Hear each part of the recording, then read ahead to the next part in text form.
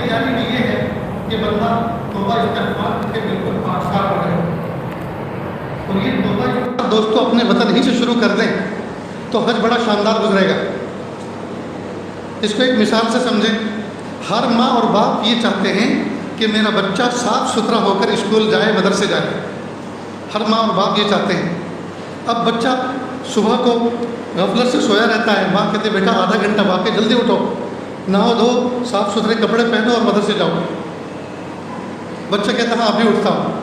پھر 5 منٹ کے بعد پھر وہ کہتی ہے, جب دیکھا کہ 15 منٹ باقی رہ کے نہیں اٹھ رہا تو زور سے اٹھاتی ہے, 2 تماچے لگاتی ہے, غسل خانے میں داخل کرتی ہے, نہلاتی ہے, کپڑے پہناتی ہے, مدرسے بھیجتی ہے. تو بچہ اگر ماں کے منشے کو سمجھ جائے کہ ماں کا منشا یہ ہے کہ میں وقت سے پہلے صاف ستھرا ہو کر رہوں تو بہت اچھا, تو بھی بیٹا جان سا. لیکن اگر بچہ ماں کے منشے کو نہیں سمجھا اور خود سے پاک صاف نہیں ہوا تو پھر ماں صاف کرتی ہے, اور جب ماں صاف کرتی ہے تو 2 تماچے بھی لگاتی ہے. ٹھیک اسی طرح اللہ تعالیٰ چاہتے یہ ہیں کہ میرے بندے اور بندیاں میرے دربار میں آئیں تو پاک صاف ہو کر آئیں, توبہ استغفار کر کے آئیں. اگر بندے اور بندیاں سمجھدار ہیں اور اپنے وطن سے توبہ استغفار کر کے معاملات کلیئر اور صاف کر کے جائیں تو بہت اچھا. اور اگر نہیں تو پھر اللہ پاک اور صاف کرتے ہیں, اور جب اللہ پاک صاف کرتے ہیں تو تھوڑا تماشا بھی ہوتا ہے. کہیں حجن گم ہو گئی, اب حاجی ہوتے پھر رہے ہیں, اب یہ پاک صاف ہو رہے ہیں, لیکن تماشے میں ہو رہا ہے.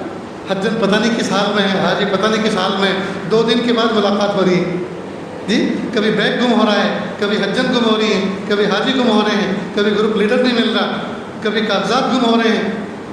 تو ان سے جو دل ٹوٹتا ہے اس کے آڑ میں پھر اللہ پاک اس کی اصلاح فرماتے ہیں, گناہ معاف فرماتے ہیں, درجات بلند کرتے ہیں.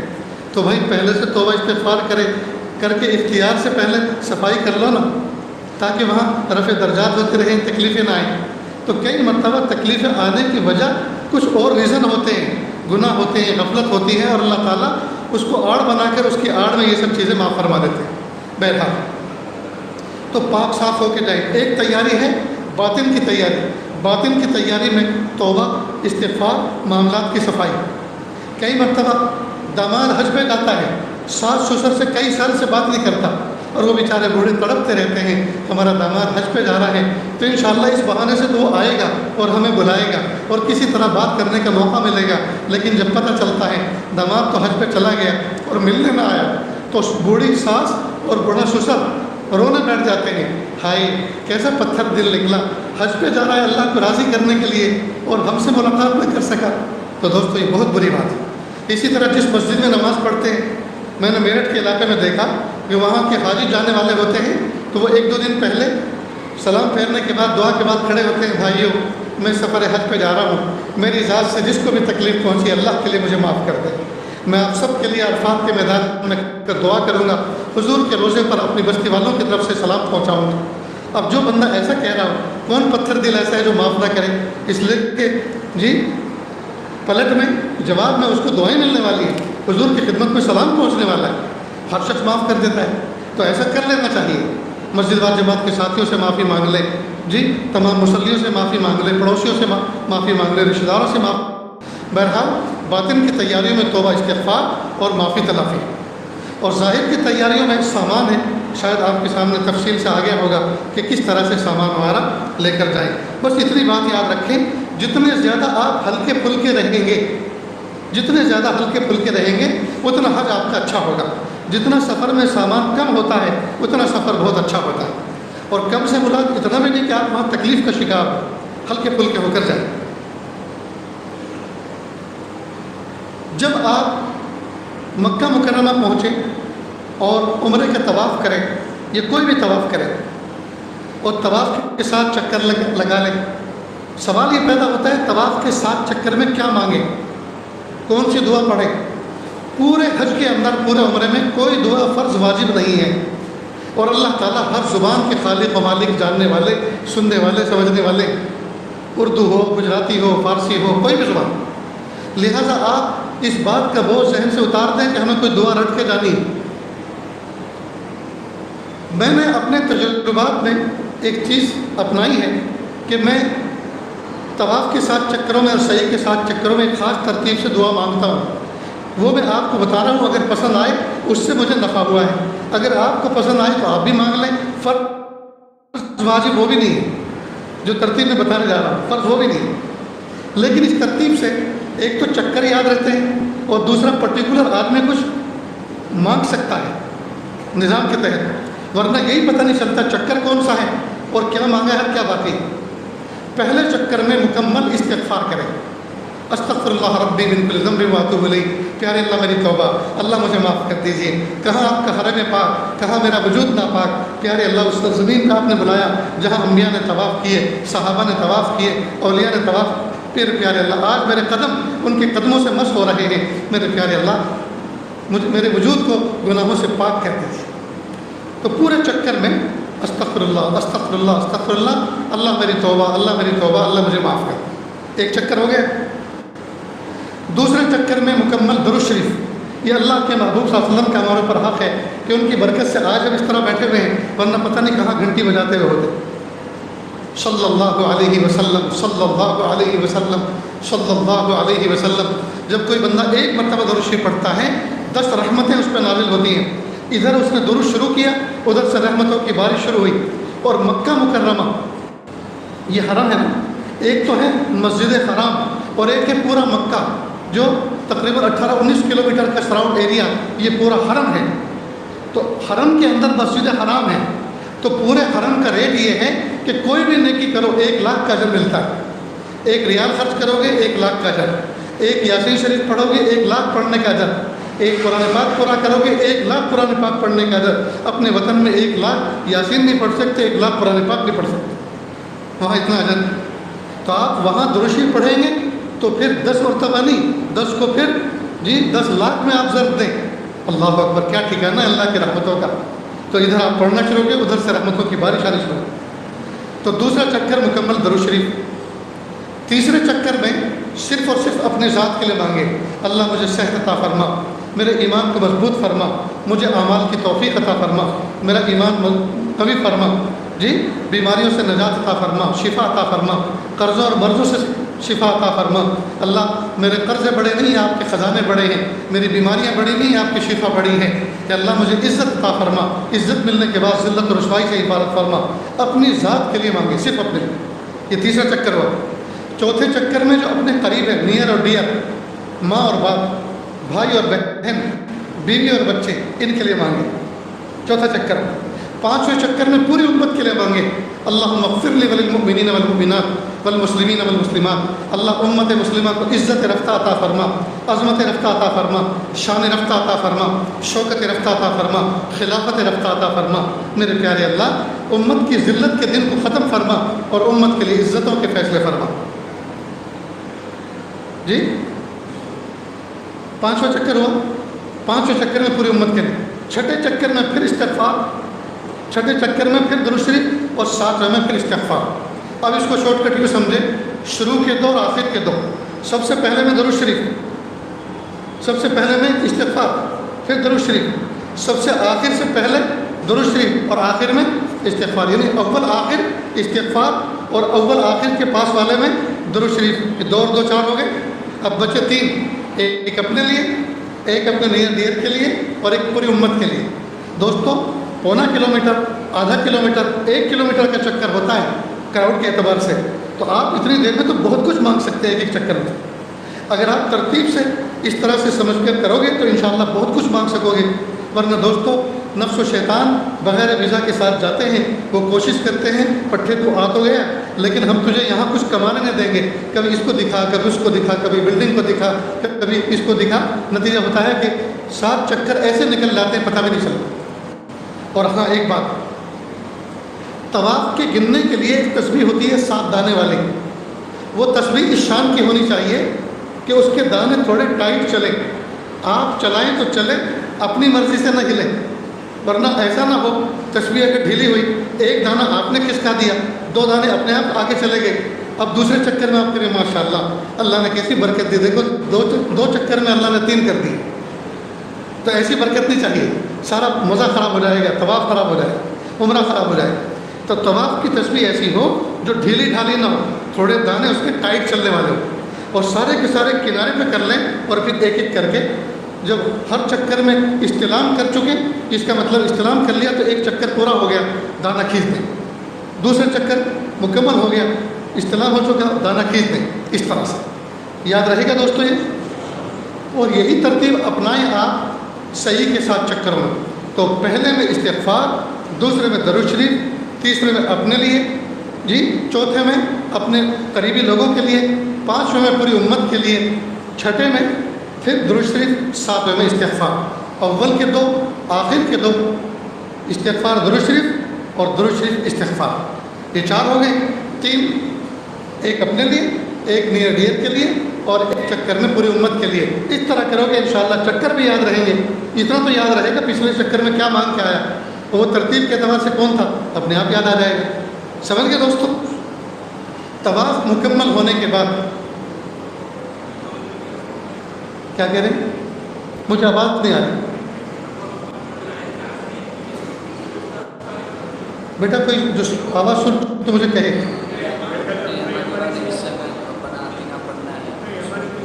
وہ میں نے کہا فرض اور واجب نہیں ہے، میں یہ مان کے چلا ہوں فرض اور واجب۔ اچھا، اب آئیے، جب آپ نے 7 چکر مکمل کر لیے، 2 رکعت نماز آپ واجب الطواف پڑھیں گے کعبۃ اللہ کے کسی بھی سمت میں، ٹھیک، یعنی مطاف کے اندر۔ تو 2 رکعت پڑھنے کے بعد اب دعا کرنی ہے، اب دعا کریں۔ تو دعا میں نظر ہوتی ہے کعبے پر، دل ہوتا ہے اللہ کی طرف متوجہ۔ اب آپ یہاں دعا کریں۔ یاد رکھنا موقع کی مناسبت سے جب کوئی بات کہی جاتی ہے تو سونے کی ڈلیوں کے مانند ہوتی ہے، اسی طرح موقع کی مناسبت سے اگر دعا کی جاتی ہے وہ بھی اقرب الی الاجابت ہوتی ہے۔ موقع کی مناسبت سے جو دعا کی جاتی ہے وہ قبولیت سے بہت زیادہ قریب ہوتی ہے۔ اب آپ طواف کرنے کے بعد جب بیٹھے ہیں دعا کرنے تو کہیں پیارے اللہ اپنے گھر کے چکر کاٹنے کے بعد مخلوق کے در کے چکر کاٹنے سے حفاظت فرما۔ مخلوق کے در کے چکر ہم اچھی طرح سمجھ سکتے ہیں کہ کیا کیا ہوتے ہیں جی۔ مال بھیجا ہے، پیمنٹ نہیں آ رہا، گورنمنٹ میں جینین کیس ہے، فائل بھیجی ہے، اپروول نہیں مل رہی، چکر کاٹ رہے ہیں، ڈاکٹروں کے چکر کاٹ رہے ہیں جی۔ قرض دیا ہے، مدت پوری ہو گئی، کور ہو گئی، لیکن نہ مل رہا ہے، نہ فون اٹھا رہا ہے، نہ جواب دے رہا ہے، نہ لوٹا رہا ہے۔ اب یہ سب چکر ہی ہیں کہ اللہ اپنے گھر کے چکر کاٹنے کے بعد مخلوق کے در کے چکر کاٹنے سے بچا لیجیے۔ یہ موقع کی مناسبت سے دعا ہے۔ اور پیارے اللہ کعبۃ اللہ کو دیکھ رہا ہوں، اس کو دیکھنے کے بعد ان نگاہوں کو گناہوں کے مناظر دیکھنے سے بچا لیجیے، ٹھیک۔ اسی طرح آپ کوہ صفا پر جائیں تو کہ پیارے اللہ جس طرح یہ صاف اور صفا ہے کہ اللہ اس طرح میرے دل کو بھی صاف اور صفا فرما۔ جب آپ گرین لائٹ کے نیچے دوڑے جہاں ماں حاجرہ علیہ السلام دوڑی تھی، میرے پیارے رب ماں حاجرہ دوڑی تھی ننھے اسماعیل علیہ السلام کی پیاس بجھانے کے لیے پانی کی تلاش میں، اللہ میں دوڑ رہا ہوں آپ کی محبت کی پیاس بجھانے کے لیے کہ اللہ میری محبت کی پیاس بجھا دیجیے، اپنی معرفت کا نور دے دیجیے۔ نیز پیارے اللہ سیدنا ابراہیم علیہ السلام نے کعبۃ اللہ کو بنایا ننھے اسماعیل علیہ السلام کی ہیلپ اور مدد سے کہ اللہ مجھے بھی آپ کے گھر بنانے کی اور تعمیر کرنے کی توفیق عطا فرما، اور میری اولادوں کو بھی میرے دین کے کاموں میں معین و مددگار بنا کے قبول فرما۔ یہ موقع کی مناسبت سے دعا ہے۔ نیز جب طواف کرنے کے بعد صحیح سے پہلے آپ زمزم پئیں تو زمزم میں یہ دعا کریں، یہ نیت کریں کہ اللہ جب سے زمزم کا کنواں وجود میں آیا تب سے لے کر آج تک تیرے نیک بندوں نے، مومن و مومنات، مسلمین و مسلمات نے جنہوں نے اس کو پیا اور جتنی اچھی نیت کر کے اس کو پیا جو آپ کو پسند آ گئی، اللہ اس کی مجھے بھی ضرورت ہے، مجھے بھی عطا فرما۔ اب پتہ نہیں کس نے کیا کیا مانگا جی، ہمارے لیے وہ ایک جملے میں آ جاتا ہے۔ کعبۃ اللہ کو دیکھنے کے لیے پہلی نظر پر جو نظر پڑتی ہے، جو مانگتے ملتا ہے۔ اب یہ سمجھ میں نہیں آتا پہلی نظر پہ کیا مانگیں۔ کعبۃ اللہ کی ہیبت، محبت ایسی ہوتی ہے، روئیں تڑپیں، نعرہ تکبیر بلند کریں، کیا کریں۔ تو اپنے وطن سے لے کر ایئرپورٹ تک، ایئرپورٹ سے لے کے جدہ تک، جدہ سے لے کے مکہ مکرمہ تک، مکہ مکرمہ اپنے کمرے سے لے کر حرم شریف تک خوب مانگے، تفصیل سے مانگے، ڈیٹیل سے مانگے، اپنی ذات کے لیے، اولاد کے لیے، رشتہ داروں کے لیے، علماء صلحاء کے لیے، وطن کے لیے، اہل وطن کے لیے، مساجد مدارس کے لیے، دینی کاموں کے لیے خوب مانگے، بار بار مانگے۔ اور جب پہلی نظر کعبے پہ پڑے کہ اللہ وطن سے لے کے یہاں تک جو کچھ مانگا ہے سب دے دیجیے، تو ایک جملے میں سب کچھ آ جاتا ہے۔ ٹھیک ہے دوستو، ایک بات یاد رکھیں دوستو، حج اور عمرے میں جو کچھ احکام ہیں، احکام گنے چنے، اور حج بڑی البیلی عبادت ہے۔ کھا رہے ہیں تو بھی حاجی، ہنس رہے ہیں تو بھی حاجی، رو رہے ہیں تو بھی حاجی، سو رہے ہیں تو بھی حاجی، بیٹھے ہیں تو بھی حاجی، دوڑ رہے ہیں چل رہے ہیں تو بھی حاجی، بات کر رہے ہیں تو بھی حاجی، کیونکہ نیت کرنے کے بعد میٹر چالو ہو جاتا ہے۔ تو حج تو بڑی البیلی عبادت ہے۔ تو اس میں ارکان، فرائض، واجبات، یہ تو انگلیوں کو گنے جانے والی چیزیں ہیں، اور تمام لوگوں کو ایک ساتھ کرنا ہے اور پرٹیکولر خاص مقام پہ ہی کرنا ہے تو دیکھا دیکھی بھی ہو جائے گا۔ لیکن کوشش اس بات کی کریں کہ یہاں سے دل بنا کر جائیں، یہاں سے دل بنا کر جائیں۔ فضائل اعمال کا دوسرا حصہ شیخ الحدیث شیخ ذکر اللہ علیہ نے اس کے اندر فضائل حج لکھا ہے، اور فضائل حج کی تعلیم آپ اپنے گھر میں کریں۔ امام صاحب سے کہیں کہ امام صاحب حج کے ایام چل رہے ہیں، آپ ہمیں روزانہ سنائیں۔ جی، جو لوگ حج پہ جائیں گے ان کو تو نفع ہوگا، لیکن جو اب تک حج کا جنہوں نے ارادہ نہیں کیا ان کے اندر سے بھی ایک جو ہے بھوک اٹھے گی، ایک تڑپ ہوگی، بڑا اس سے نفع ہوتا ہے، اس میں واقعات ہیں عجیب غریب۔ تو دل کی کیفیات بنا کے جائیں، اور یاد رکھنا جن کیفیات کے ساتھ ہم مکہ مکرمہ میں ایام حج میں اور احرام کی حالت میں وقت گزاریں گے، اللہ پاک اس پہ مہر لگائیں گے، زندگی پھر ویسے ہی گزرے گی۔ اس لیے وہاں بڑی احتیاط کے ساتھ، خاص طور سے حج کے 5 دنوں کے اندر اور احرام کی حالت میں بہت احتیاط کے ساتھ وقت گزارنا۔ بنارس کے 2 حاجی، 2 دوست، اتنے جگری دوست کہ ایک کا نام آئے تو دوسرے کا تصور آتا تھا، دونوں حج کے لیے گئے، اور وہاں سے واپس لوٹے، دونوں میں اتنی خطرناک دشمنی قائم ہو گئی کہ ہر سال دونوں خاندانوں میں سے کوئی ایک مرتا تھا گولی کھا کر، شوٹ کر دیتے تھے۔ لوگوں نے پوچھا بھائی اتنی گہری دوستی تھی اور دشمنی بھی اتنی زبردست، یہ ہوئی کیا ہوا؟ کہ بھائی حج پر گئے تھے، وہاں سے یہ تحفہ لے کر آئے، پتہ چلا کہ وہاں مینا میں عرفات میں آپس میں لڑے، بس اسی پہ مہر لگ گئی، اب زندگی بھر لڑتے ہی رہے۔ اس لیے دوستوں کیفیات بنا کے جائیں، اور یاد رکھنا مکہ مکرمہ میں، مدینہ طیبہ میں 2 طرح کے لوگ ہیں، جتنے بھی لوگ ہیں وہ 2 قسم کے ہیں، کچھ اہل دربار ہوں گے اور کچھ مہمان سرکار ہوں گے۔ جی، کچھ اہل دربار ہوں گے، کچھ مہمان سرکار ہوں گے۔ ہم یہاں سے جانے والے اللہ کے مہمان ہوں گے، تو مہمان کو چاہیے کہ وہ میزبان کی میزبانی پر اور انتظام پر اعتراضات نہ کرے، لڑائی جھگڑے نہ کرے، نفرتیں نہ کرے، بلکہ میزبان کتنا بڑا رب ہے، ہم اس بات کا خیال کریں کہ ہمیں بلایا کس نے، ہمیں بلایا کس نے۔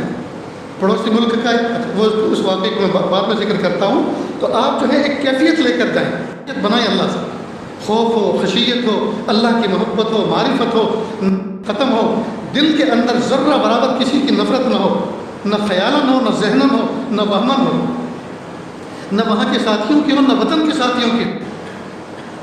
عجیب بات ہے دوستو، ہم اللہ کے رسول صلی اللہ علیہ وسلم کی مسواک کی سنت پہ عمل کرتے ہیں، اور اسپیشل جیب بنا کے یہاں مسواک رکھتے ہیں، سب کو پتہ چلا یہ متبع سنت ہے۔ امامہ پہنیں گے، سفید کپڑے پہنیں گے، خوشبو لگائیں گے، سب کو پتہ چلا یہ متبع سنت ہے۔ لیکن ایک سنت ہم سب سے چھوٹ رہی ہے، اور وہ یہ کہ اللہ کے محبوب صلی اللہ علیہ وسلم کی ایک سنت یہ ہے کہ محبوب کے سینے میں کسی کا کینہ نہیں تھا، ہم اپنے سینے کو ایسا بنائیں۔ محبوب کے سینے میں، محبوب کے دل میں کسی کی نفرت نہیں تھی، ایسا دل اپنا بنائیں۔ اس سنت پہ کیوں عمل نہیں کر رہے؟ اس لیے دوستو دل کو پاک صاف کر کے لے کے جائیں۔ پھر دیکھو حج کے انوارات کیسے آتے ہیں، اور اللہ سے کہ اللہ حج مقبول و مبرور عطا فرما۔ حج مقبول و مبرور وہ ہوتا ہے کہ حج کے آنے کے بعد حج سے پہلے والے اور حج کے بعد والے اعمال میں واضح تبدیلی آ جائے، واضح تبدیلی آ جائے۔ تو ایسا دل لے کر جائیں دوستو، پھر دیکھیے کیا لطف آتا ہے۔ اور کسی ساتھی کے اوپر اعتراض نہ کریں، لڑائی جھگڑے نہ کریں، بس اللہ پاک نے بلا لیا، یہی اس کا احسان ہے۔ جائے کہ ہم وہاں چوائس کرتے پھریں، بھائی ایسی جگہ ہو، ایسا روم ہو، ایسا کھانا ہو، اور فلاں ہو، ہم نے پیسے ایسے دیے، کچھ اللہ پاک نے اپنے دربار میں بلا لیا، یہی قبولیت کی نشانی ہے۔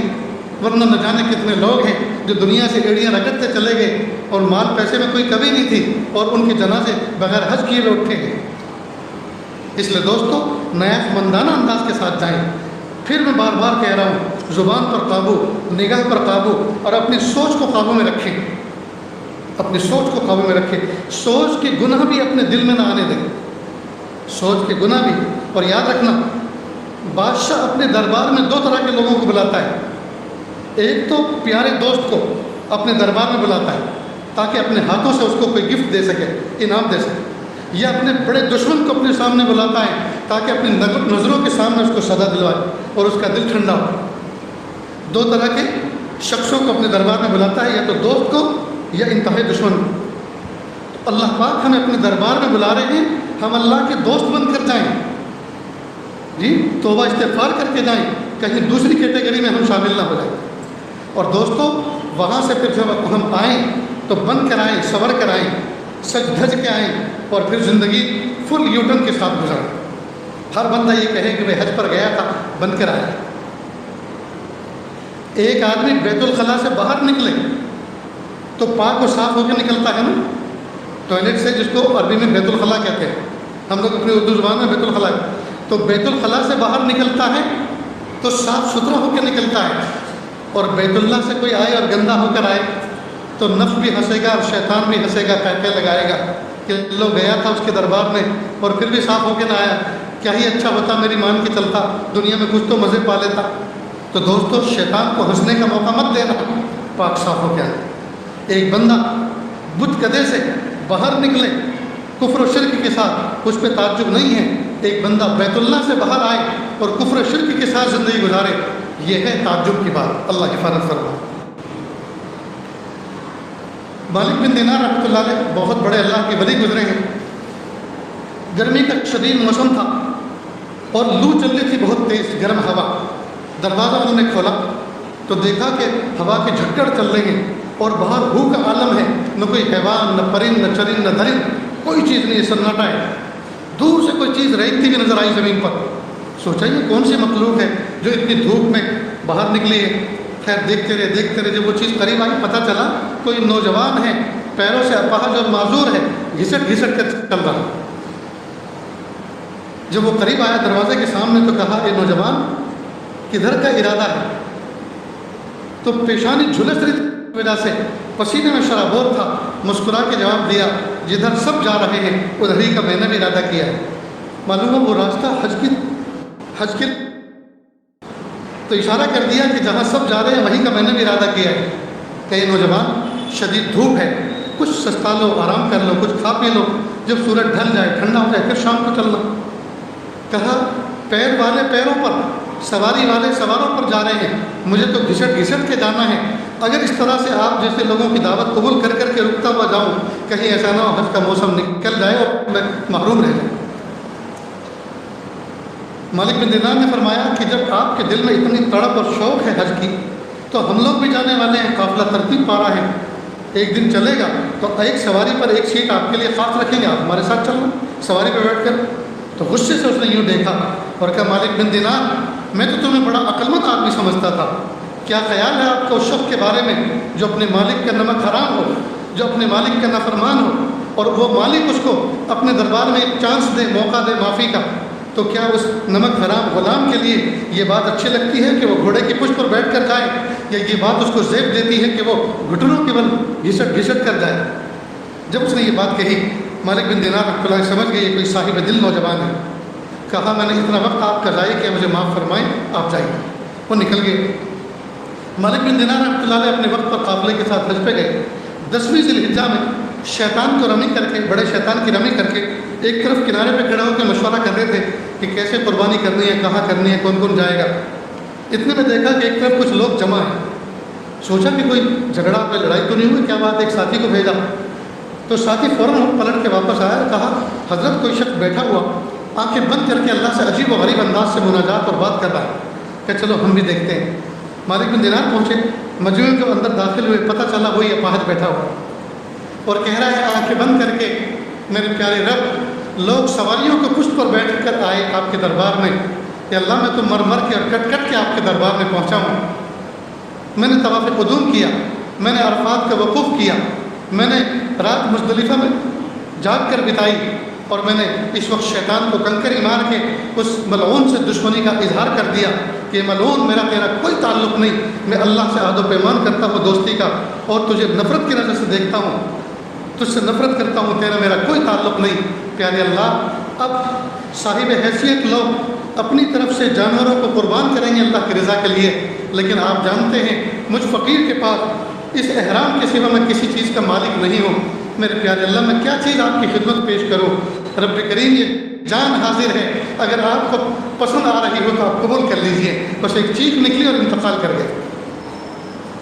مالک دینار رحمۃ اللہ علیہ رونے لگے اور فرمایا کیا پیارا نوجوان تھا، کیا صاحب نسبت تھا، لیکن جلدی دنیا سے کو چھوڑ کے چلا گیا۔ میرے بھائیوں، جب ایسے ایسے لوگ صاحب دل حج کرنے والے اللہ کے دربار میں حاضر ہوں گے میدان محشر میں اور آپ کس صف میں کھڑے ہوئے نظر آئیں گے، سوچ لیں۔ اس لیے بہت شاندار حج کر کے آئیں، اللہ تعالیٰ سے کچھ فیصلے ہم لوگ اتروا کے آئیں، کچھ منظور کروا کے آئیں۔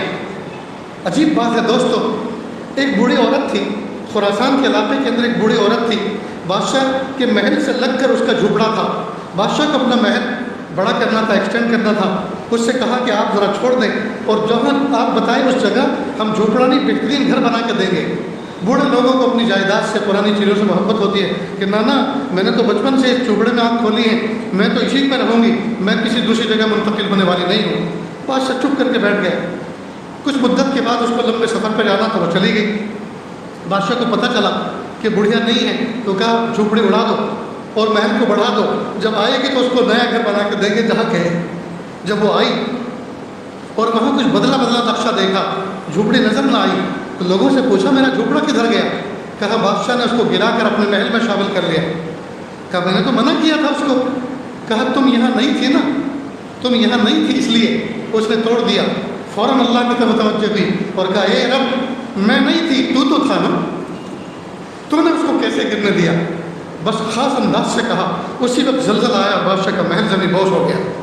ایک بڑھیا آسمان سے فیصلے اتروا لیتی تھی۔ دوستو ہم اتنے سارے لوگ میدان عرفات میں جمع ہو کر اللہ کو راضی کر کے اللہ سے فیصلے نہیں اتروا پا رہے۔ اس لیے ارادہ کرو انشاءاللہ حج اتنا شاندار کریں گے، اتنا محبت والا کریں گے کہ اللہ کو ہمارے اٹھے ہوئے ہاتھوں پہ ترس آئے گا، اور میدان عرفات میں ہم اللہ سے مانگیں گے تو فیصلے بدلیں گے انشاءاللہ۔ اتنی بات سمجھ رہے ہیں دوستو؟ تو اپنی کیفیات بنا کر جائیں جی، حج کی روح یہ کیفیات ہے، اپنے دل کو سنوار کے جائیں، دل کو بنا کر جائیں انشاءاللہ۔ یہ تو گنے چنے ارکان اعمال ہیں، وہ تو دیکھا دیکھی بھی ہو جائیں گے، لیکن سیکھ کر جائیں گے، سمجھ کر جائیں گے، دل کی کیفیت بنا کے جائیں گے، حج میں شاندار مزہ آ جائے گا۔ نہیں دوستو، اللہ کے محبوب صلی اللہ علیہ وسلم نے فرمایا من حج ولم یزورنی فقط جفانی، جس نے حج کیا اور میری زیارت کے لیے نہ آیا، میری زیارت کے لیے مدینہ نہیں آیا، اس نے میرے اوپر بڑا ظلم کیا۔ لہذا مدینہ جانا ہے، لیکن مدینہ جانے میں ابھی وقت ہے، کچھ ایام آپ حج کے بعد بھی مکہ مکرمہ میں پہلے بعد میں گزاریں گے، تو وہ ایام بہت کیئرفل گزاریں، شور نہ کریں، ہنگامہ نہ کریں، اور اس سرزمین کا ادب احترام کریں، تھوکتے نہ پھریں، ناک صاف کرتے نہ پھریں، اس لیے کہ اس سرزمین کا بھی ادب ضروری ہے۔ آپ نالی میں، واش بیسن میں، جو ڈسٹ بین میں، اس میں تھوکیں، اس میں ناک صاف کریں، اس لیے کہ براہ راست اس سرزمین پہ ہم تھوکیں گے تو جس سرزمین پہ محبوب صلی اللہ علیہ وسلم نے قدم رکھے، صحابہ نے قدم رکھے، ہم اس زمین پہ تھوکیں گے تو یہ اس کی توہین ہے۔ بھائی کوئی بادشاہ سویپر کو، بھنگی کو اپنے محل میں بلائے گارڈن دکھانے کے لیے جی، اور کچھ پتے چنوانے کے لیے، کچھ کچرا اٹھوانے کے لیے، اور وہاں تھوکتا پھرے، تو یہ بادشاہ کی دعوت کی توہین ہے کہ نہیں؟ یہ محل کے دربار کی توہین ہے کہ نہیں؟ اس لیے اللہ کے دربار میں جا کر ہم اس دربار کی توہین کے مرتکب نہ ہوں۔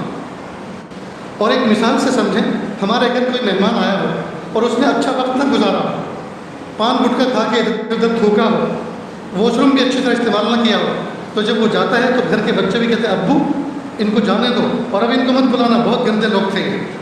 تو باپ کہتا نہیں بیٹا ایسا مت کر، ارے نہیں ابو ہم پریشان ہو گئے ان سے۔ تو اگر ہم نے اچھا وقت نہ گزارا ہوگا تو کہیں ایسا نہ ہو کہ وہاں کے فرشتے حرم کے اللہ سے کہیں اللہ یہ کہاں کے لوگ آ گئے تھے جنگلی، ان کو اب لے جائیے، اب پھر یہاں پلٹ کے نہ بھیجیے، اس لیے کہ ان کے یہاں رہنے سے ہمیں بڑی تکلیف پہنچی۔ اور اگر مہمان گھر پر اچھا وقت گزارے تو بچوں کو مناسبت ہو جاتی ہے، اور جب مہمان جاتے ہیں تو بچے بھی رو پڑتے ہیں اور کہتے ہیں ابو ان مہمانوں کو پھر دوبارہ جلدی بلائیے، یہ بہت پیارے لوگ تھے۔ تو جب اچھا وقت گزار کے جائیں گے، ہم واپس لوٹیں گے تو حرم کے فرشتے بھی اللہ سے سفارش کریں گے، پیارے اللہ یہ بڑے پیارے حاجی تھے، بار بار آنے کی توفیق عطا فرمائے۔ سمجھ گئے دوستوں؟ اچھا وقت گزاریں، درود شریف پڑھیں جی، کعبۃ اللہ کی زیارت کریں، تسبیحات پڑھیں، ذکر و اذکار کریں، تلاوت کریں، حج اور عمرہ کریں، طواف کریں، بہت سارے کام کرنے کے ہیں، کیش کریں کیونکہ 1,00,000 کا ریٹ ہے وہاں۔ اب جب آپ مکہ مکرمہ سے مدینہ طیبہ جائیں گے تو محبوب نے فرمایا جو مکہ آئے اور مدینہ نہ آئے میری زیارت کے لیے، گویا اس نے مجھ پر بڑا ظلم کیا۔ اس جملے سے پتہ چلتا ہے آقا صلی اللہ علیہ وسلم کو اپنی امت سے کتنی محبت تھی، کتنی محبت۔ مثال کے طور پہ ایک ماں بوڑھی شہر سورت میں رہتی ہے، بچہ بمبئی کسی کمپنی میں کام کرتا ہے، اس کو جانا ہے بڑودہ جانا ہے۔ اب اس نے کہا امی میں آ رہا ہوں اور رات کو دیر سویر گھر پہنچوں گا، گھر پہ رک کے آپ کی زیارت ملاقات کر کے صبح بڑودہ کے لیے جاؤں گا۔ ماں کہتے جو نے بیٹا بہت اچھا کیا، ضرور آ، اس لیے کہ تجھے دیکھنے کے لیے آنکھیں ترس رہی ہیں، دل تڑپ رہا ہے، بہت دن ہو گئے، کئی مہینے بیت گئے۔ اب ماں اس کے لیے اپنے کمزور بوڑھے ہاتھوں سے کچھ پکوان تیار کرتی ہے، سب تیار کر کے انتظار کرتی ہے، اور بچہ نہیں آتا، یہاں تک کہ ماں سو جاتی ہے۔ فجر ہو جاتی ہے، دیکھتی بیٹا تو نہیں آیا، صبح میں لیٹ فون آتا، امی وہ میں ایمرجنسی میں ذرا نکل گیا، پھر کبھی آؤں گا۔ ماں کہتی ہائے بیٹا تو نے مجھ پہ بڑا ظلم کیا۔ کیا مطلب، کیا ظلم کیا؟ یہی ظلم کیا نا کہ ماں کو اپنی شفقت اور پیار کے اظہار کا موقع نہیں دیا۔ اگر بیٹا تو آتا، میں اپنے ہاتھوں سے تجھے لقمے بنا کے کھلاتی، تیرے سر پہ دست شفقت پھیرتی، تیرے ہاتھ چومتی، تو نے مجھے اس شفقت کا، محبت کا موقع نہیں دیا، ہائے بیٹا تو نے مجھ پہ بڑا ظلم کیا۔ تو یہ جو لفظ ہے نا ظلم کیا، اس نے کوئی مارا پیٹا نہیں، لیکن ماں کے شفقت کا اظہار کا موقع نہیں دیا۔ تو محبوب صلی اللہ علیہ وسلم فرما رہے ہیں اے میرے امتی، تم مکہ مکرمہ تک آئے اور میری زیارت کرنے جائیں، تم نے تو مجھ پہ بڑا ظلم کیا۔ اس سے محبت کا پتہ چلتا ہے۔ لہذا اپنے کمرے میں جائیں، سامان رکھیں، سامان رکھنے کے بعد صاف ستھرے ہو جائیں، لباس پہنیں، خوشبو لگائیں، حرم مدینہ میں آئیں، نماز ادا کریں۔ اگر آپ کے اوپر تھکن غالب ہے، نیند غالب ہے، تو حضور اقدس صلی اللہ علیہ وسلم کے روزے اقدس پر اس وقت فوراً اس کیفیت میں نہ جائیں، بلکہ آپ فریش ہو جائیں، انتظار کریں۔ جب آپ کو بالکل دل میں سکون ہو، اطمینان ہو، غفلت نہ ہو، حضور قلب کے ساتھ آپ وہاں جائیں اور وہاں جا کر اللہ کے محبوب صلی اللہ علیہ وسلم کو سلام کریں۔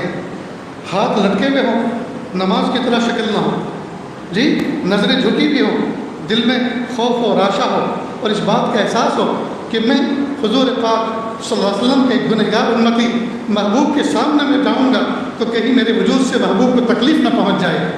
لہذا 2-5 ریال صدقہ پہلے سے نکال دیں تاکہ صدقے کی برکت سے یہ مصیبت دور ہو جائے، اور وہاں جا کر کہیں الصلاۃ والسلام علیک یا رسول اللہ، الصلاۃ والسلام علیک یا حبیب اللہ، الصلاۃ والسلام علیک یا خیر خلق اللہ۔ اگر یہ سب الفاظ عربی کی یاد نہ ہوں تو صرف ایک ہی جملہ الصلاۃ والسلام علیک یا رسول اللہ، الصلاۃ والسلام علیک یا رسول اللہ، الصلاۃ والسلام علیک یا رسول اللہ۔ ٹھیک، اس کے بعد آپ اپنی زبان میں اردو میں کہیں کہ اللہ کے محبوب صلی اللہ علیہ وسلم میں سورت شہر سے آیا ہوں، میں بمبئی سے آیا ہوں، ہندوستان سے آیا ہوں، میری مسجد کے لوگوں نے آپ کو سلام پیش کیے، میرے رشتہ داروں نے سلام پیش کیے اور آپ سے شفاعت کی درخواست کی۔ اجتماعی سلام پہنچ گیا، اور وہاں کھڑے ہو کر آپ کلمہ بھی پڑھیں۔ ہم تمام کا یہ عقیدہ ہے، یہ عقیدہ ہے اللہ کے محبوب صلی اللہ علیہ وسلم اپنے قبر اطہر کے اندر حیات ہیں، اور جو سلام حضور پڑھتا ہے اس سلام کو سنتے ہیں، جواب دیتے ہیں۔ تو ہم جہاں الصلاۃ والسلام علیک یا رسول اللہ کہیں، ساتھ میں ہم کلمہ بھی پڑھیں تاکہ ہمارے کلمے کو اللہ کے محبوب صلی اللہ علیہ وسلم سن لیں۔ یاد رکھو اللہ کے نبی صلی اللہ علیہ وسلم کے زمانے میں کفار و مشرکین آتے اور کہتے تھے یا محمد اشہد ان لا الہ الا اللہ واشہد انک محمد رسول اللہ صلی اللہ علیہ وسلم۔ اے محمد میں گواہی دیتا ہوں اس بات کی کہ بے شک اللہ ایک ہے، اور گواہی دیتا ہوں اس بات کی کہ آپ محمد رسول اللہ صلی اللہ علیہ وسلم ہیں، اللہ کے پیغمبر ہیں۔ تو محبوب صلی اللہ علیہ وسلم جب سنتے تھے تو کیا فرماتے تھے؟ صح، تم نے صحیح کہا۔ اور قیامت کے دن اللہ کے نبی صلی اللہ علیہ وسلم اس پر گواہ بنیں گے کہ میرے سامنے آ کے اس نے کلمہ پڑھا، میں نے سنا تھا، جی یہ مومن ہے۔ تو جب ہم کلمہ پڑھیں گے اللہ کے نبی اس کو سنیں گے، قیامت کے دن ہمارے بارے میں گواہی پیش کریں گے، پیارے اللہ اس بندے نے میرے قبر پر آ کر سلام کیا تھا، مجھے کلمہ پڑھا تھا، میں نے سنا تھا، میں اس کی ایمان کی گواہی دیتا ہوں۔ تو یہ کتنی بڑی گواہی ہو جائے گی۔ غرض یہ ہے کہ مدینہ منورہ میں آپ سلام کا معمول بنائیں اللہ کے محبوب صلی اللہ علیہ وسلم کو، اور ایک قدم آپ آگے بڑھیں گے حضور اقدس صلی اللہ علیہ وسلم کے روزے سے ایک قدم آگے بڑھیں گے تو حضرت ابوبکر صدیق رضی اللہ عنہ یار غار جی خلیفۃ الرسول صلی اللہ علیہ وسلم مدفون ہیں، ان کو سلام کریں، السلام علیکم یا ابا بکر صدیق رضی اللہ عنہ، اللہ تعالیٰ آپ سے راضی ہو جائے اور پوری امت کی طرف سے آپ پر سلامتی ہو۔ پھر ایک قدم آگے بڑھیں گے، حضرت عمر ابن خطاب رضی اللہ عنہ کی قبر مبارک ہے، السلام علیکم امیر المؤمنین عمر ابن خطاب رضی اللہ عنہ، اللہ تعالیٰ پوری امت کی طرف سے آپ کو بہترین بدلہ عطا ہو۔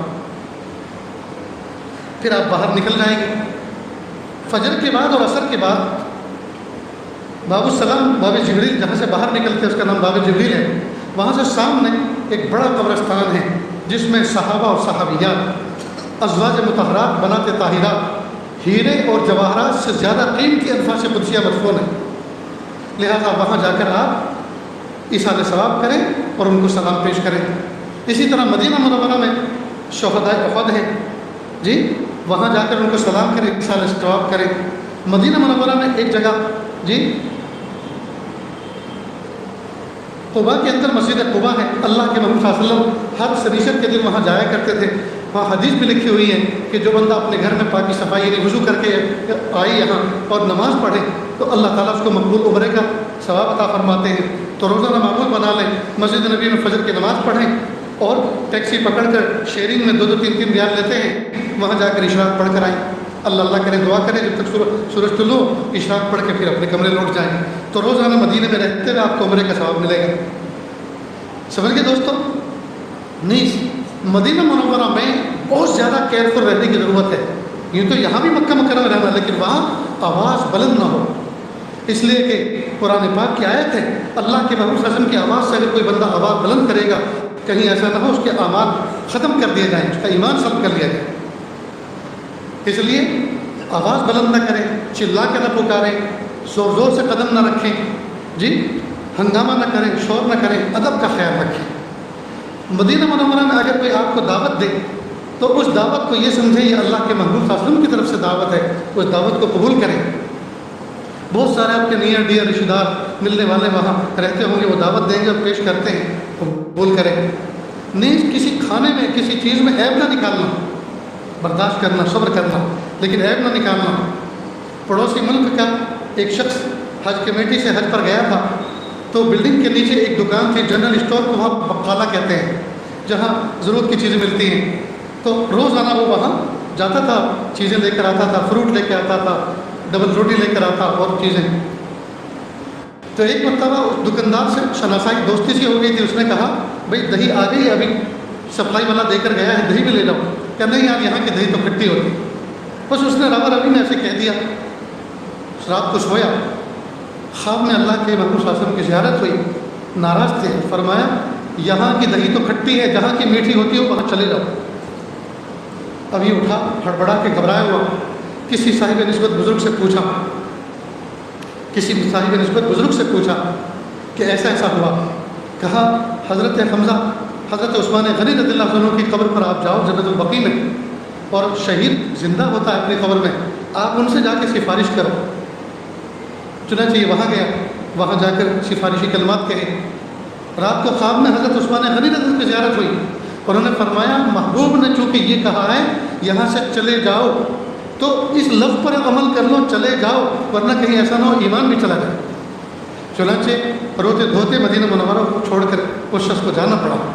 اس لیے دوستو ہرگز کسی چیز میں عیب نہ نکالو، وہ مدینہ الرسول صلی اللہ علیہ وسلم ہے، ادب اور احترام کے ساتھ وقت گزارے۔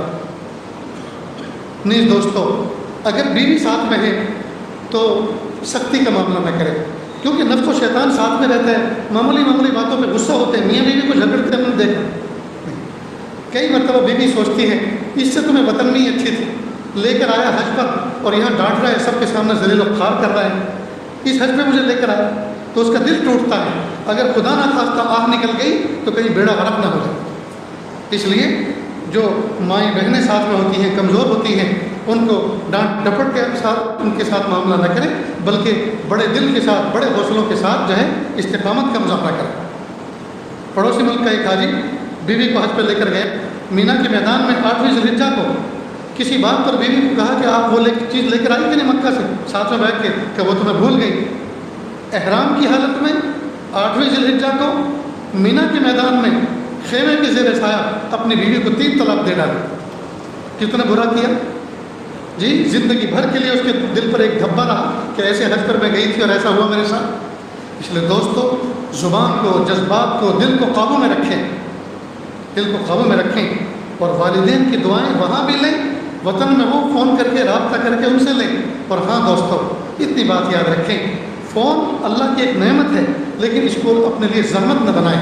رنگ ٹون سیدھی سادھی لے کر جائیں، ایسا نہ ہو اللہ کے محبوب صلی اللہ علیہ وسلم نے بڑی محنت اور مشقت کے ذریعے سے ان تمام چیزوں کو جزیرۃ العرب سے نکالی تھی، کہیں ایسا نہ ہو ہم شیطان کے ترجمان بن کر وہاں جائیں، طرح طرح کے گانے اور میوزک حرم میں ہمارے فون کے ذریعے سے بجے جی، جس کو اللہ کے محبوب صلی اللہ علیہ وسلم نے ساری خرافات سے پاک کیا تھا، اس حرم کو ہمارا وجود جو ہے ناپاک کرنے کا باعث بنے۔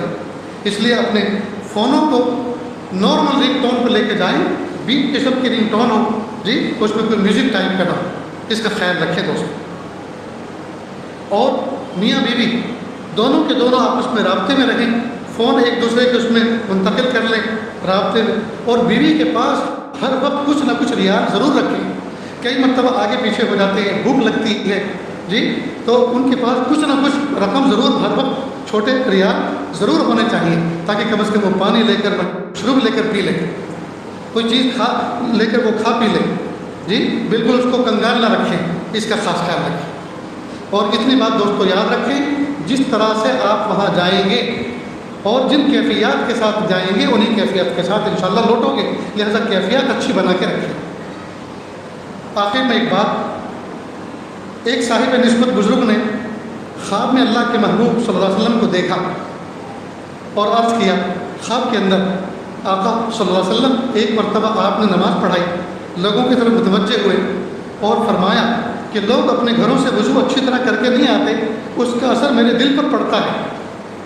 تو آپ اتنے لطیف ذوق والے، لطیف مزاج والے تھے کہ وضو اچھی طرح سے کر کے نہ آئے تو اس کا اثر آپ کے دل پر پڑتا تھا۔ تو جو لوگ آپ کی سنتوں کو تراشوا کر منڈوا کر آتے ہیں آپ کے روزے اقدس پر، آپ کو کتنی تکلیف ہوتی ہوگی۔ اللہ کے محبوب صلی اللہ علیہ وسلم نے فرمایا، ایسے لوگوں کی سلام کا میں جواب بھی نہیں دیتا، منہ پھرا لیتا ہوں۔ میرے بھائیوں، لاکھوں روپے خرچ کر کے جائیں اور حضور کو تکلیف کا باعث بنے، تکلیف دیں، یہ عجیب سی بات ہے۔ اس لیے ارادے کرو کہ ایسا چہرہ لے کر جائیں گے آقا صلی اللہ علیہ وسلم کے دربار میں کہ اللہ تعالیٰ کو پسند آ جائے، رسول اللہ کو پسند آ جائے۔ تو دوستو ارادہ کرتے رہیں انشاءاللہ۔ تو یہ باتیں جو آپ کے سامنے پیش کی گئی کام کی تھی کہ نہیں، یہ ضرورت کی تھی؟ دوستو اپنے دل کی کیفیات کو بنا کر جائیں اور اللہ سے مانگیں، اور یہ بھی دعا کریں کہ پیارے اللہ، جو کچھ سنا ہے جب جب عمل کا موقع آئے تو وہ باتیں یاد بھی دلا دینا۔ جو کچھ سنا ہے، جو کچھ کہا گیا، جو کچھ سنا گیا، پیارے اللہ ان باتوں پر جب عمل کا وقت آئے تو یہ باتیں اس موقع پر یاد بھی دلا دینا، ٹھیک ہے؟ آخر میں ایک بات ذکر کر کے آج اپنی بات ختم کرتا ہے، اور عشاء سے پہلے والی مجلس کی دعا کرا کے اپنی بات کو ختم کرے گا۔ پڑوسی ملک کا ایک نوجوان بچہ حرم گیا، یعنی جزیرۃ العرب گیا، اور کافی مدت وہاں رہا، یہاں تک کہ یہ سب سفید ہو گئی، داڑھی سفید ہو گئی، بڑی جوانی میں گیا تھا، کعبۃ اللہ کا طواف کر رہا تھا۔ کوئی صاحب نسبت سفید ریش ساتھ میں تھے، تو فوراً طواف کرتے ہوئے ان سے کہا، حضرت میں اتنے سالوں سے یہاں رہتا ہوں، 20-21 سال کا وقت بتایا، اتنے ہی تو میں نے حج کیے، جتنے سال سے میں یہاں رہ رہا ہوں اتنا ہی میرا حج ہے، اور عمرے تو میں گن کے بتا نہیں سکتا آپ کو اتنے کیے، لیکن نہ جانے کیا بات ہے، اب کی بات نہ کعبۃ اللہ کو دیکھنا اچھا لگ رہا ہے، نہ طواف کرنا اچھا لگ رہا ہے، نہ دل میں کوئی کیفیت ہے، کچھ بھی مزہ نہیں آ رہا۔ بزرگ نے فرمایا، والدہ کی حیات ہے کہ نہیں پتہ، شاید حیات ہوں گے۔ کیا مطلب؟ کہ میں تو پڑوسی ملک سے اتنے سال پہلے ان کو چھوڑ کر آیا تھا،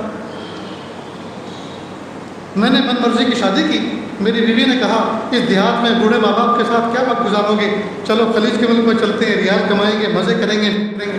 تو میں اس کے کہنے پر چلا ویزا لگا کر، شروع کے دنوں میں خط و کتابت رہی، بعد میں وہ بھی بند ہو گئی، کوئی رابطہ نہیں، 20-21 سال مجھے یہاں رہتے ہو گئے، میرا اپنے ماں باپ سے کوئی رابطہ نہیں، پتہ نہیں وہ زندہ ہے یا مردہ۔ کہا بس یہی ریزن ہے، یہی وجہ ہے آپ کے دل کے پتھر کے سل بننے کی۔ آپ طواف مکمل کریں، حج کے ارکان مکمل کریں، اور پہلی فرصت میں اپنے ماں باپ کی خبر لیں، ان کو خوش کریں۔ اس نے طواف مکمل کیا، طواف زیارت کر رہا تھا. اس کے بعد 2-3 دن کی رمی تھی وہ مکمل کی. رمی مکمل کر کے طواف وداع کر کے سامان پیک کیا اور چلنے لگے. بیوی نے پوچھا کہاں جا رہے ہو؟ تو اس نے شیر کی آنکھیں دکھائی. کہا خبردار، اب تک تیرے کہنے پہ چلا میں نے بہت کچھ لوٹا دیا، اب آگے نہیں ہو سکتا، چپ کر کے رہو اور مجھے اپنے والدین کی خبر لینے کے لیے جانا ہے. چپ کر کے بیٹھ گئی. اب اس نے ٹکٹ کٹایا اور پہنچا اپنے وطن. وہاں سے ٹیکسی لی اور اپنے انٹیریئر کسی دیہات میں پہنچا. گاؤں میں کچھ راستے ایسے تھے کہ وہاں سے اب ٹیکسی گھر تک نہیں جا سکتی تھی. سوٹ کیس اٹھائی اور چلا. اب یہ بندہ بھری جوانی میں 20-25 سال کی عمر میں بھری جوانی میں یہاں سے رخصت ہوا تھا اور وہاں سے یہ بوڑھا ہو کے لوٹ رہا. ایک نوعمر بیٹا بچہ ملا. اس نے سوچا ان سے پوچھوں، اس بچے سے پوچھوں. ارے بیٹا سنو، اس نام کے یہ بڈھا بڑھیا تھے، ان کی کیا خبر ہے؟ تو اس بچے نے پلٹ عجیب بات کہی. ارے کس بد نصیب ماں باپ کی بات کر رہے ہو؟ ان کا ایک اکلوتا تھا، پتہ نہیں زمین نگل گئی یا آسمان کھا گیا، نہیں پتہ چلا وہ کہاں چلا گیا. وہ بڈھا تو پرسوں کی بات ہے انتقال کر گیا، البتہ بڑھیا ابھی زندہ ہے. وہ بیچاری وہ بھی اس کے نصف بدن کو پیرالائز ہو گیا ہے، ٹوٹی ہوئی کھٹیا میں پڑی رہتی ہے. کوئی بندہ کھانے کو کچھ دے دیتا ہے تو کھا لیتی ہے، ورنہ پڑی رہتی ہے، فاقہ کر لیتی ہے. البتہ وہ ہر وقت کچھ نہ کچھ دعا مانگتی رہتی ہے، اس کے ہاتھ سینے سے چپکے رہتے ہیں. شاید اسی بدبخت کو یاد کرتی ہوگی جو بڑی جوانی میں چھوڑ کے چلا گیا تھا اور پلٹ کے کوئی خبر بھی نہ لی. جب اس نے یہ بات کی بچے نے، اس کا دل لرز کر رہ گیا. اس کا دل لرز کر رہ گیا اور وہ تو یہ بات کہہ کے آگے چلا گیا. اس بچے کو کیا پتا کہ جس سے میں مخاطب ہوں یہ وہی شخص ہے. اور تیز قدم سے یہ چلا کہ زندگی کی ایک بازی تو میں ہار گیا، باپ تو میرا انتقال کر چکا، اب ماں زندہ ہے، کہیں ایسا نہ ہو کہ گھر میں جانے سے پہلے وہ بھی رخصت ہو جائے. تیز قدم سے گیا، گھر آیا، دیکھا وہ جھوپڑا نما گھر موجود ہے، لیکن جب گیا تھا اچھی حالت میں تھا، اب ٹوٹ پھوٹ چکا ہے، چبوترا بھی ٹوٹ پھوٹ چکا ہے. گھر میں داخل ہوا اور کہا السلام علیکم. جیسے یہ الفاظ اس کی زبان سے نکلے، ماں ٹوٹی ہوئی کھٹیا میں نصف مردہ حالت میں گیا پڑی ہوئی تھی. ماں ایک دم تڑپ گئی. ہائے میرے بیٹا، تو کس مصیبت میں گرفتار تھا؟ تجھے کس نے پکڑ لیا تھا؟ میرے بیٹا، میری آنکھوں میں اتنی بینائی نہیں کہ میں تجھے کم حق کو دیکھ سکوں، لیکن بیٹا میرے سینے میں تو دم ہے. بیٹا میرے قریب آ جا، میرے سینے سے اپنے سینے کو لگا دے، مجھے ٹھنڈک محسوس ہوگی. میرے بیٹا تو کہاں رہ گیا؟ تو کس مصیبت میں گرفتار تھا؟ میرے بھائیوں، وہ بوڑھی ماں کہہ سکتی تھی میں اپنا دودھ بھی معاف نہیں کروں گی، قیامت کے دن میں تیرا دامن پکڑوں گی حضور کے سامنے اور تجھ سے حساب لوں گی. تو نے مجھے اس عمر کے اندر لا کر کھڑا کر دیا اور پلٹ کے تو نے میرا حال بھی نہ پوچھا، میں تیرا سلام بھی قبول نہیں کرتی. ماں کہہ سکتی تھی، لیکن ماں کا دل نرم ہوتا ہے. ماں کا دل نرم ہوتا ہے. ماں نے کیا الفاظ کہے؟ بیٹا میں تڑپ رہی تھی، میں ابھی یہ دعا کر رہی تھی کہ پیارے رب اگر میرا بیٹا زندہ ہے، میری دنیا سے رخصت ہونے کا وقت قریب آ گیا، پیارے اللہ اس کو بھیج دیجئے تاکہ میری میت کو میرا سگا بیٹا اپنے ہاتھوں سے نیچے اتارے گڑھے میں، کہیں ایسا نہ ہو کوئی نامحرم میرے جسم کو ہاتھ لگا کے قبر میں اتارے. بیٹا میں ابھی یہ دعا کر رہی تھی، اللہ نے قبول فرما لیا.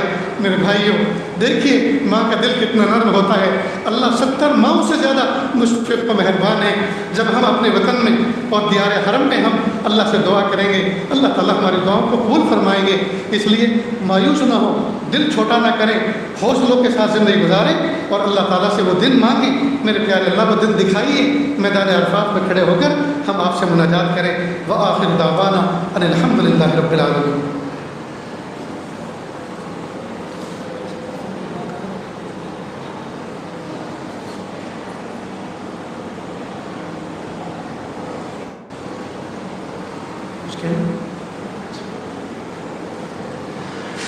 دوستو دعا کر لیجیے. بسم اللہ الرحمن الرحیم. لا احصی ثناء علیک انت کما اثنیت علی نفسک رب اغفر وارحم وانت خیر الراحمین.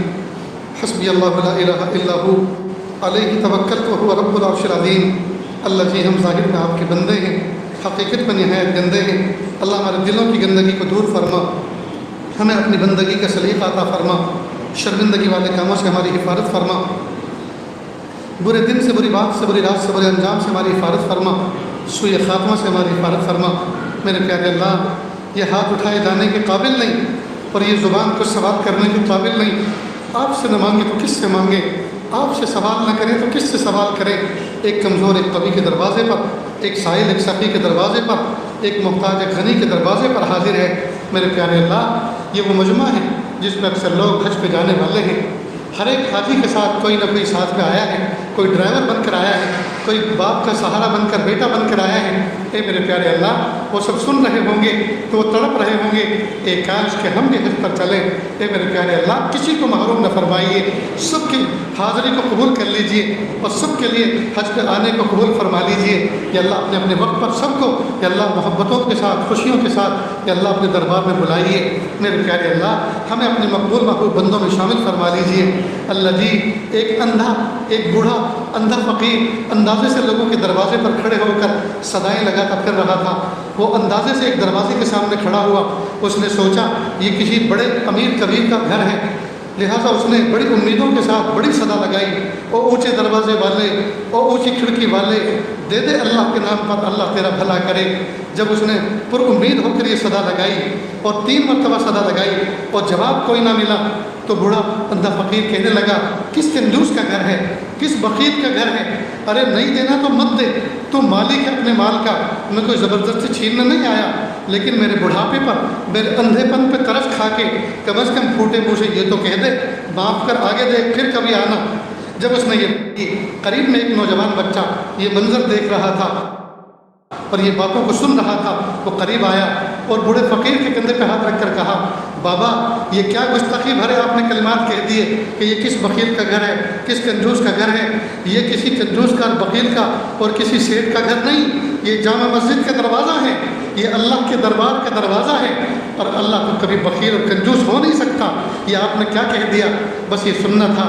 بوڑھا فقیر کانپ گیا، پیالہ اس نے پھینک دیا اور مسجد کی چوکھٹ پر سر رگڑ کر کہنے لگا، اے میرے پیارے رب، مجھے معاف کر دیجیے، مجھے نہیں پتہ یہ آپ کا گھر ہے، میں اندھا ہوں، مجھے نہیں پتہ چلتا کس کا گھر ہے، اللہ مجھے معاف کر دیجیے، میں نے بڑی گستاخی کر دی۔ بہت دیر تک سر رگڑتا رہا، آنسو بہاتا رہا، روتا رہا، اور سر اٹھا کر پھر جب چلا تو نوجوان نے پھر کہا، بابا تم نے پیالہ تو پھینک دیا، وہ تو ٹوٹ چکا، اب کس میں بھیک مانگو گے؟ تو فقیر نے عجیب بات کہی، بیٹا اس دروازے پر بھیک مانگنے کے بعد اب یہ عہد کیا ہے، اب مخلوق کے دروازے پر کبھی بھیک نہیں مانگوں گا۔ میرے پیارے رب، میرے پیارے رب، میرے سونے رب، ہم بھی تو ہاتھوں کا پیالہ بنا کر آپ کے دربار میں بھیک مانگ رہے ہیں۔ اللہ جی، اس پیالے کو مخلوق کے سامنے پھیلنے سے بچا لیجئے، اپنی محبت دے دیجئے، اپنی معرفت دے دیجئے، اپنا قرب دے دیجئے، اپنی ولایت دے دیجئے، مقام احسان دے دیجئے، مقام احسان کا کامل احساس دے دیجئے۔ اللہ اپنا بنا لیجئے، اللہ اپنا بنا لیجئے، اللہ اپنا بنا لیجئے، اللہ اپنا بنا لیجئے۔ اللہ جی معاف کر دیجئے، اللہ جی معاف کر دیجئے، رب کریم معاف کر دیجیے، سونے رب معاف کر دیجیے، اچھے رب معاف کر دیجیے۔ اللہ دل گناہ کر کر کے پتھر کی سل بن چکا ہے، ایک آنسو بہانے کے لیے تیار نہیں۔ اللہ جی معاف کر دیجیے نا، معاف کر دیجیے، معاف کر دیجیے، معاف کر دیجیے، معاف کر دیجیے، معاف کر دیجیے۔ عرفات کے میدان میں پہنچنے سے پہلے معاف کر دیجیے، مکہ مکرمہ پہنچنے سے پہلے معاف کر دیجیے۔ میرے پیارے اللہ، کسی کے اٹھے ہوئے ہاتھ تو آپ کو اچھے لگ رہے ہوں گے، کسی کی کانپتے ہوئے لڑکٹ تو آپ کو اچھے لگ رہے ہوں گے، اسی کے طفیل مغفرت کر دیجیے، اسی کے طفیل معاف کر دیجیے۔ اللہ یہ حاجی نہ جانے کیسے کیسے انہوں نے حج کے پیسوں کا انتظام کیا، کسی نے قرضہ لیا، کسی نے اپنی قیمتی دولت بیچی، کسی نے دکان بیچی، کسی نے مکان بیچا، کسی نے جائیداد بیچی، اور جب حاجی نے یہ بتایا اپنی بڑھیا کو، حجن کو، کہ میں حج پہ جا رہا ہوں، بوڑھی نے کہا کہ اکیلے جاؤ گے، مجھے لے کر نہیں جاؤ گے؟ حاجی نے کہا میں نے مشکل سے اپنے پیسے بھرے ہیں، تمہارے لیے میرے پاس پیسے نہیں ہیں۔ بوڑھی تڑپ گئی، بوڑھی نے کہا میرے پاس کچھ زیورات بچے ہیں، ان کو بیچ دو، اور جو کچھ بچے میرے بھائی سے اور میرے فلاں رشتہ دار سے قرضہ لے لو، وہ آپ کو دے دیں گے اور دھیرے دھیرے چکا دینا، لیکن اس مبارک سفر پہ اکیلے مت جاؤ، مجھے بھی لے کے جاؤ، میری بھی مغفرت ہو جائے گی۔ میرے پیارے رب، نہ جانے کتنی بوڑھی عورتیں بیٹھی ہوں گی، کتنی جوان عورتیں ایسی ہوں گی جنہوں نے بھری جوانی میں اپنا زیور بیچ دیا ہوگا، اپنا سہاگ اور اپنا سنگھار بیچ دیا ہوگا، اور آپ کے دربار میں حاضری کے لیے تیار ہوں گے۔ میرے پیارے اللہ، ان کی اس قربانی کو قبول فرما، ان کے جذبات کو قبول فرما، ٹوٹے ہوئے دل کو قبول فرما۔